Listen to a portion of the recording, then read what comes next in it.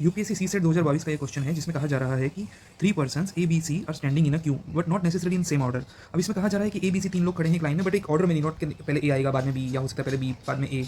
अब कहा जा रहा है कि इसमें 4 persons are there between A and B. तो अब इसमें एक केस तो ये बन रहा है कि भी ए और बी के बीच में 4 पर्सन है जिसमें ए आगे है बी पीछे है।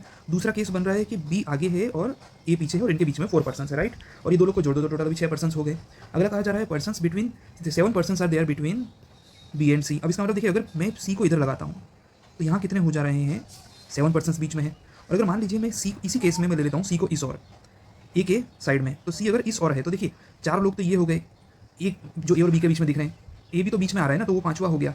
अब बचे कितने हैं, 2 लोग और। इसका मतलब साफ है कि सी और ए के बीच में 2 लोग हैं, और देखेंगे तो अगर 2 और 1 3 और 4 7 लोग टोटल आपको दिखेंगे बी और सी के बीच में, ठीक है। अब ये केस बन गया। अब इसमें एक चीज़ देखिएगा कि यहाँ कहा है कि minimum number of person in the Q कितने हो सकते हैं। अगर मैं सी को इस साइड लगाता हूँ, जो सी आपको दिख रहा है, बी के इस और लगाता हूँ, तो आपको साफ दिख रहा है कि भी इसमें पर्सन्स बढ़ते हुए आपको दिख रहे हैं। लेकिन अगर बी के इस और आप सी को लगाते हैं तो वहाँ पर्सन्स आपको घटते हुए दिख रहे हैं, लेफ्ट साइड और राइट साइड, ठीक है। अब लेकिन फिर भी हमें क्या होता है कि प्रैक्टिकली आगे और क्या कंडीशन देख रखी है उसको भी देखना रहता है। अब हम आते हैं कि इस साइड में मैं अगर देखूँ कि नीचे नीचे जो दूसरा केस बन रहा है वहाँ पे अगर मैं देखूँ कि सी अगर इस और है तो टोटल बी और सी के बीच में 7 लोग ऐसे हो गए। और अगर इस और है कि भाई ए के राइट साइड में, तो वहाँ पे आप देखेंगे वही अगेन कि भाई सी इधर है 4 और 1 5 और ये 2 लोग इधर, टोटल बी और सी के बीच में 7 लोग दिख रहे हैं। ये तो एक केस हुआ। अब हम अगला केस लेते हैं कि भाई there are 11 persons ahead of C. अब देखिए सी के आगे 11 पर्सन्स। अब अगर मैं सी को इस वाले पोजीशन से लेता हूँ तो आप देखेंगे कि इसके आगे 11 पर्सन्स देखता हूँ तो 7 और 1 8 और 4 12 और 1 13, ठीक है।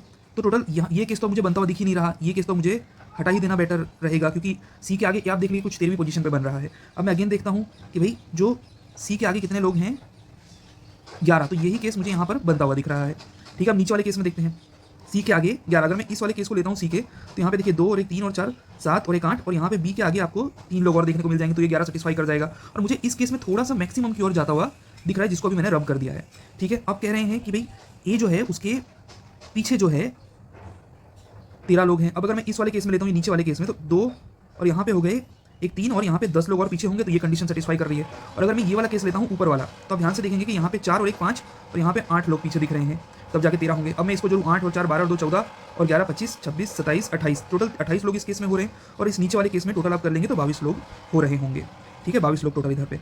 तो हमारा जो आंसर होगा इसमें होगा 22। आप इसको 2 से 3 बार रिवाइज कीजिएगा तो आपको पता चल जाएगा।